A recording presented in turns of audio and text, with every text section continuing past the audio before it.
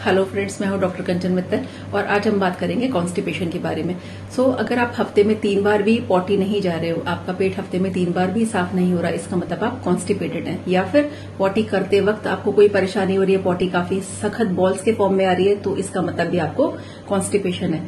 कभी कभी आपकी इंटेस्टाइन्स की मूवमेंट स्लो हो जाती है, जिसकी वजह से जो मल है या फीसेज है वो इंटेस्टाइन्स में पड़ा रहता है और इंटेस्टाइन हमारी कॉन्स्टेंटली पानी एब्जॉर्ब करने का काम करती है। ज्यादा देर पड़े रहने की वजह से इंटेस्टाइन ज्यादा पानी अब्सॉर्ब कर लेती है और आपका फीसेस हार्ड हो जाती है, जिससे आपको उसको पास करने में दिक्कत होती है। अब अगर हम इसकी बात करते हैं कि कॉन्स्टिपेशन होता क्यों है, इसके पीछे कुछ फैक्टर्स हो सकते हैं। आइदर आप पानी कम ले रहे हो या आप रफेज कम खाते हो, यानी आपकी डाइट में फ्रूट्स और सैलेड कम है। आप हो सकता है कि फिजिकल एक्सरसाइज कोई खास नहीं कर रहे हो या आपको इस तरह की दवाई ले रहे हो जिससे आपको कॉन्स्टिपेशन हो सकती है। तो आपको इन सभी फैक्टर्स को ध्यान देना होगा अगर आप कॉन्स्टिपेटेड है। एक बात यह भी कि जब भी आपको पॉटी का प्रेशर बने, आप उस टाइम उसको टालिए मत, क्योंकि मैंने आपको बताया कि पॉटी ज्यादा देर इंटेस्टाइन में रहने की वजह से वो ड्राई हो जाती है। दूसरी बात, आपको पैकेट वाले ज्यादा चिप्स नहीं खाने हैं, पैकेट वाले रेडी टू ईट फूड नहीं खाना है, फ्रूट्स और सैलेड को अपनी डाइट में जगह देनी है, एक्सरसाइज रेगुलर करनी है। अब अगर हम बात करते हैं कि अगर हम कॉन्स्टिपेशन को ट्रीट ना करें तो क्या होगा।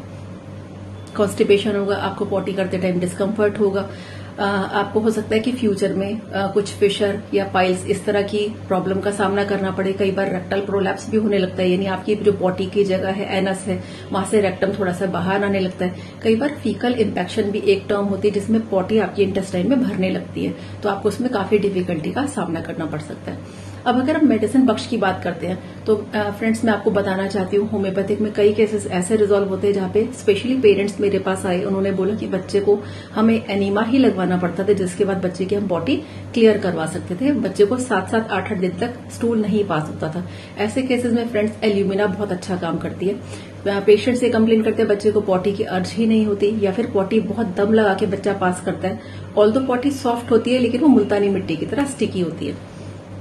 तो ऐसे केसेस में आप एल्यूमिना आराम से दे सकते हो, सेवन किया जा सकता है। दूसरे नंबर की बात करते हैं तो ब्रायोनिया एक दवाई आती है। पेशेंट ये बोलता है कि ब्रायोनिया में जो हम पेशेंट को जिस बिहाफ पर देते हैं, पेशेंट ये बोलते हैं कि बहुत ड्राई स्टूल्स आते हैं, बिल्कुल सूखी लकड़ी जैसा स्टूल आता है, जैसे बिल्कुल सूखी कोई चीज हो। इस तरह के स्टूल्स में ब्रायोनिया अच्छा काम करती है।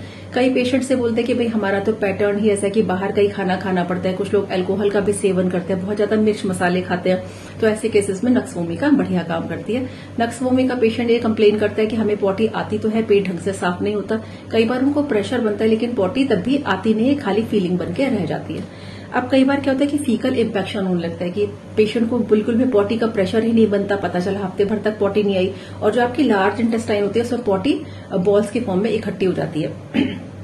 फ्रेंड्स ऐसे केसेस में ओपियम बहुत अच्छा काम करती है। जब हमने ऐसे केसेस में ओपियम दिया तो पेशेंट ने हमें आकर खुद बताया कि काली काली बॉल्स उनके पेट में से निकली, तो ओपियम बहुत अच्छा कारगर सिद्ध होती है। अगर छोटी छोटी बॉल्स के फॉर्म में पॉटी आ रही है, कई बार पेशेंट बोलते हैं कि बकरी की मेंगनी जैसी पॉटी आ रही है, तो ऐसे केसेस में मैग्नीशिया म्यूर बहुत अच्छा काम करती है। कई बार एनल स्फिंक्टर बन जाता है, यानी जो आपका एनस है वो कॉन्स्ट्रिक्शन हो जाती है, पॉटी का होल छोटा रह जाता है, जिससे पॉटी आपके वापस इंटेस्टाइन में रिसीड कर जाती है, यानी वापस चली जाती है। तो पेशेंट ये कंप्लेन करते हैं कि प्रेशर आता है, हम जाते हैं लेकिन पॉटी वापस बॉडी में चली जाती है, वो रिलीज नहीं हो पाती क्योंकि पॉटी का होल ठीक से खुलता नहीं है।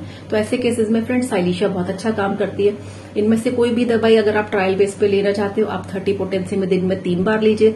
अगर आपके पास 200 में आप 2 बार लीजिए। नहीं फर्क पड़ता तो आप हमसे संपर्क कर सकते हैं। धन्यवाद वीडियो देखने के लिए। आगे भी चर्चा करेंगे और नेक्स्ट टॉपिक हमारे रहेंगे फिशर, पाइल्स एंड फिस्टुला।